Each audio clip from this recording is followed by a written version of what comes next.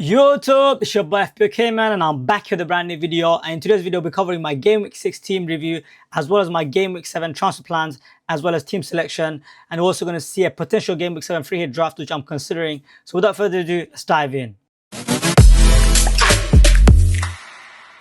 So at first, as you guys can see, your boy did activate the triple captainship. If you did watch my last week's team selection video, you would know that I did activate that triple captainship, which was a success, by the way. He's got 2 big goals as well as an assist. He's got total 16 points, overall 48 if you activate the TC. Amazing game week with 80 points total. I mean, I could not complain at all. Although at the end, Gabriel getting a bullet header did somewhat limit the damage because a lot of people did wildcard to bring in Gabriel, and he's got a 13-pointer. Just scoring at the nick of the time in the 90th minute versus Newcastle, which was a tough fixture. And for him to get 13 points, even though he conceded, combined with death card as well as bonus points, is kind of ridiculous. But again, I'm not complaining. Overall, I had big green arrow. I think I was around something like 2.4 million. I jumped to top million now, 900k in the world. 80 points, as I said. Senesi as well as Semenyo were my transfer in last week, and they both banged. Senesi came out with a last-minute assist as well as 1 bonus point, and you also got Semenyo who also scored. Unfortunately, he didn't get any bonus points, but he did get a goal. And then you have TC, of course, Haaland. What can I say? The guy got 2 goals, 1 assist.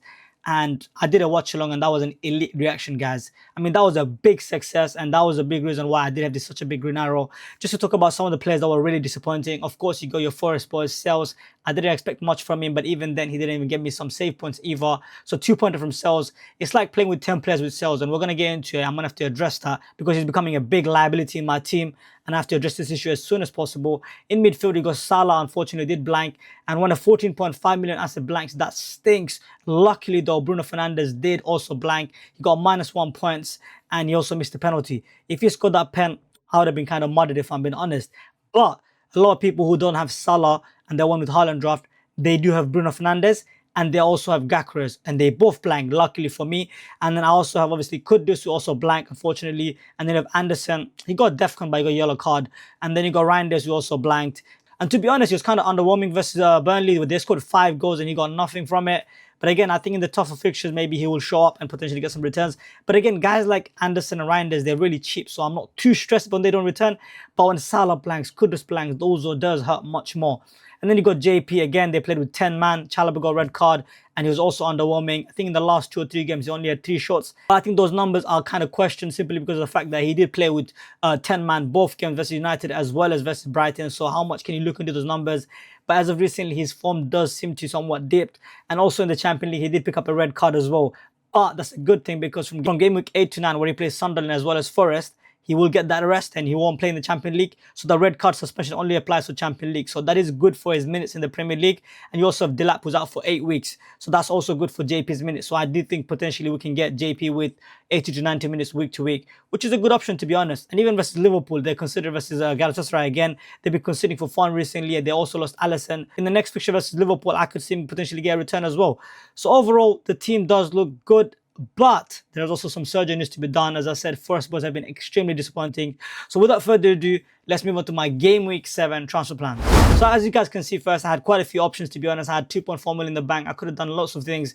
I could have sold JP to Gakres. I could have done, for example, I could have sold Kudus to someone else, but he does have a good fixture. I could have sold Anderson to another player, like, for example, Saar. But I only have 1 transfer, so I can only make it in the most critical position I need it right now.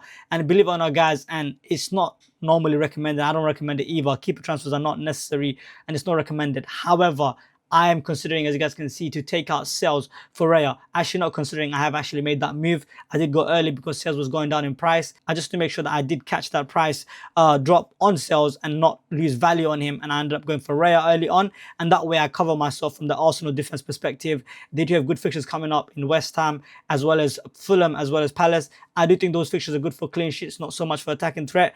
But I do like the fact that I have something in that Arsenal game. So yeah, I'm quite happy to own Raya. Although his ceiling is quite low, 6 points, maybe 2 to 6 points a week. But still, there's not that many goalkeepers that are standing up, to be honest, at the moment. Maybe Pope, but his fixtures are somewhat mixed bags, so I'm not too keen on that.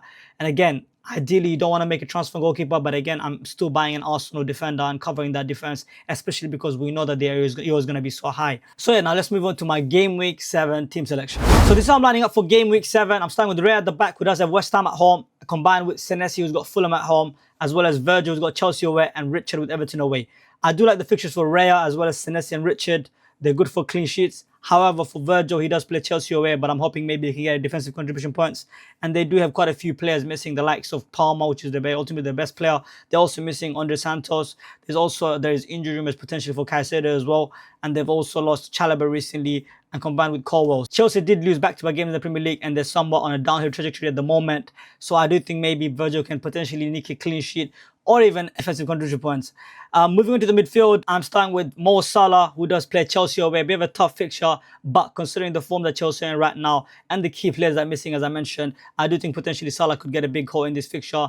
And then you have Kudus, who has got Leeds away, combined with Semenyo, Fulham at home. As I said, they're missing their striker in Muniz as well as Raul. So I do think potentially they could also get something there. I think Bournemouth definitely win with a clean sheet. And then you have Reinders, who has Brentford away, a good fixture. I do like him. And then finally you got Anderson, who does play Newcastle away.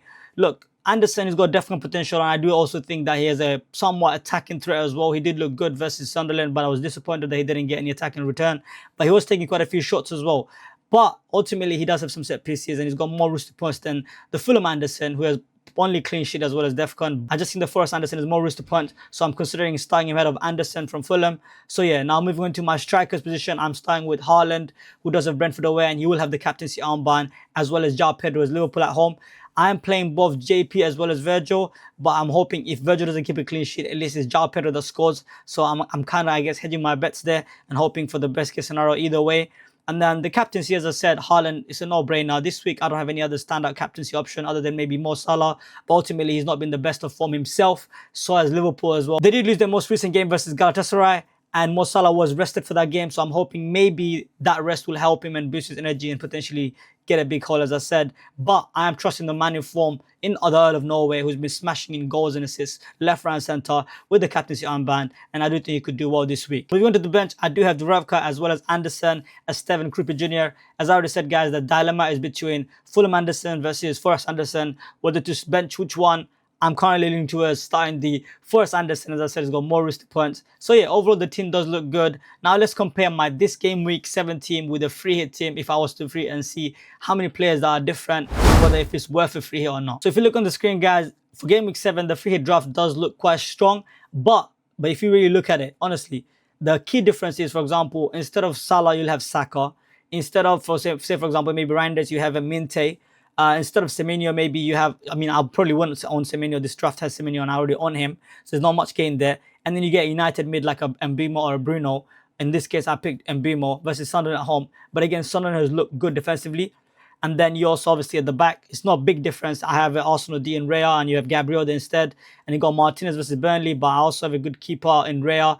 And then you got Van de Ven, and I also have Richard. So there's not much gain in defense or in midfield. Maybe there's a gain in midfield with the differential like maybe a Saka and maybe Minte, but ultimately these are not major upgrades, and I do think Saka could get limited minutes versus West Ham, considering the fact that they did hire a new manager in Nuno who's more defensive minded, and that's what put me off also free hitting. The strikers does look really good with Gakras and Watkins, but is that worth a free hit when I do have a somewhat decent team that can potentially get maybe 60 something odd points? So I'm really thinking about, guys, like, do I really trust United and Villa to be able to deliver in these promoted team fixtures? And based on what I've seen, potentially no. I'm not convinced with Villa's performance, even though they scored 3 goals versus Fulham. I still think maybe they're not fully hit form yet.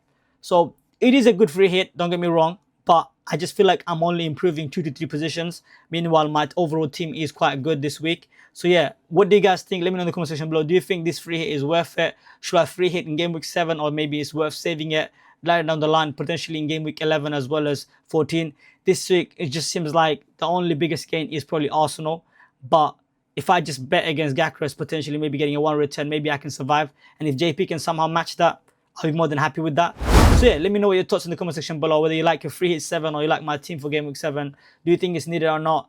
And smash the like button, make sure to leave a comment, subscribe, and I'm going to see you guys on the next one. Peace out.